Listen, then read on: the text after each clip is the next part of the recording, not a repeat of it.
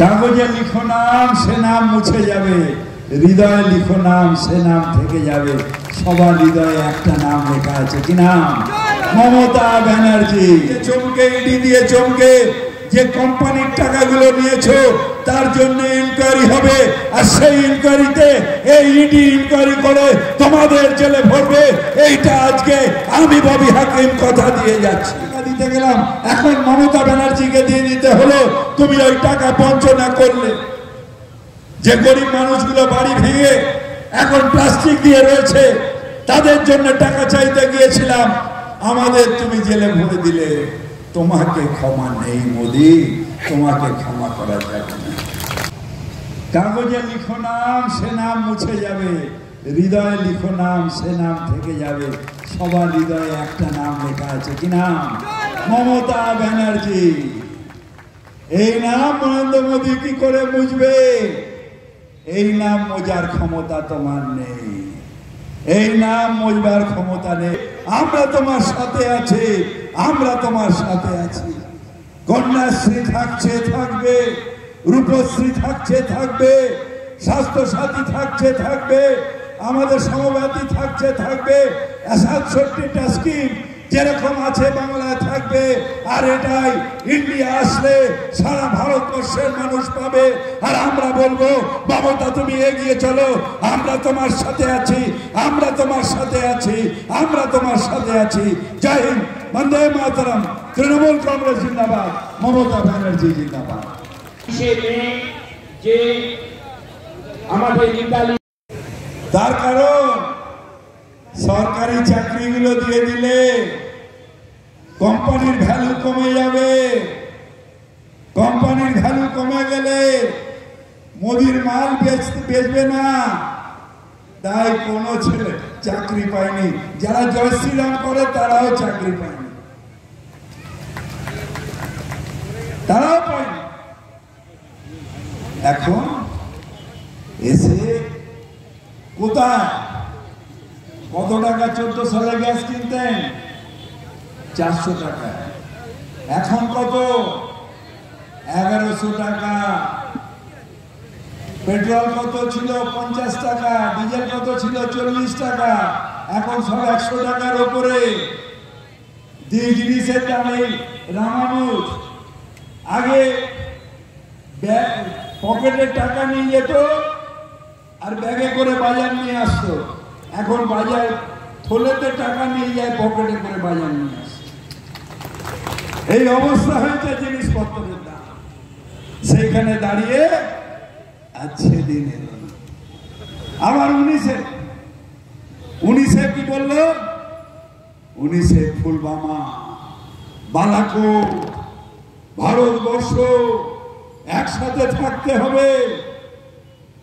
ওই জাসপাল মল্লিক তখন ওদের গভর্নর ছিল, সে পর্দা ফাঁস করে দিয়েছে।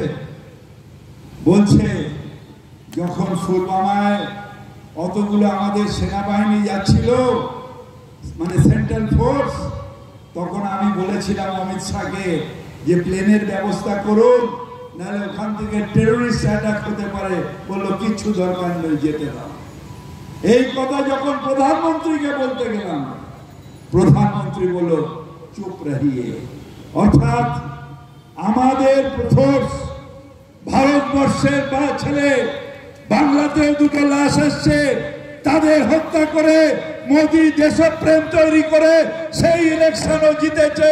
আজকে দিন নয়, পরেরটা শহীদের জন্য ইলেকশন জিতেছে।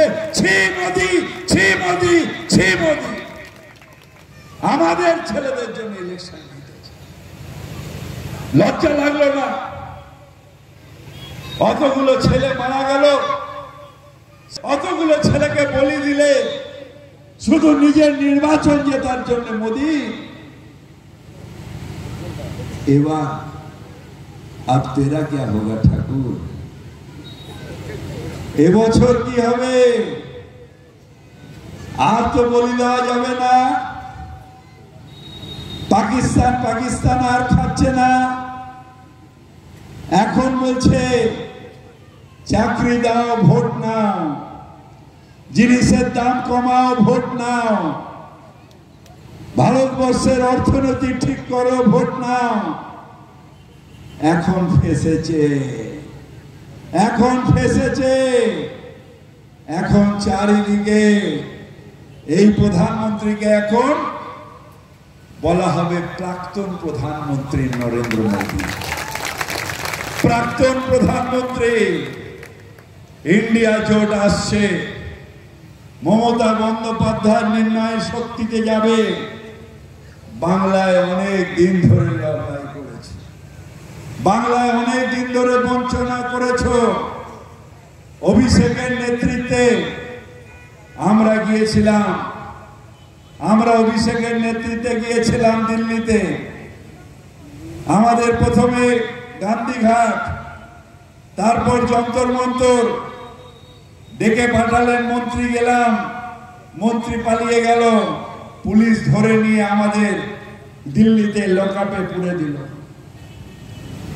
100 দিনের কাজ আমার জন্য নয়, সেই গরিব চাষি যাদের ব্যাপারে তুমি মিথ্যে বলে এসছো, গরিব মানুষ, তাদের জন্য চাইতে গেছিলাম যে খাটিয়ে নিয়েও যে টাকা তুমি দিচ্ছ না সেই টাকা দিতে গেলাম।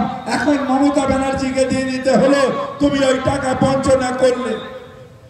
যে গরিব মানুষগুলো বাড়ি ভেঙে এখন প্লাস্টিক দিয়ে রয়েছে, তাদের জন্য টাকা চাইতে গিয়েছিলাম, আমাদের তুমি জেলে ভরে দিলে। তোমাকে ক্ষমা নেই মোদি, তোমাকে ক্ষমা করা যাবে না। এই সিবিআই আগামী দিনে তোমার ইনকোয়ারি করবে। 100 দিনের টাকা মেরেছ, কিন্তু তার থেকে বড় অন্যায় করেছ। এদের কাজে লাগিয়ে বন্ডের টাকা নিয়েছ।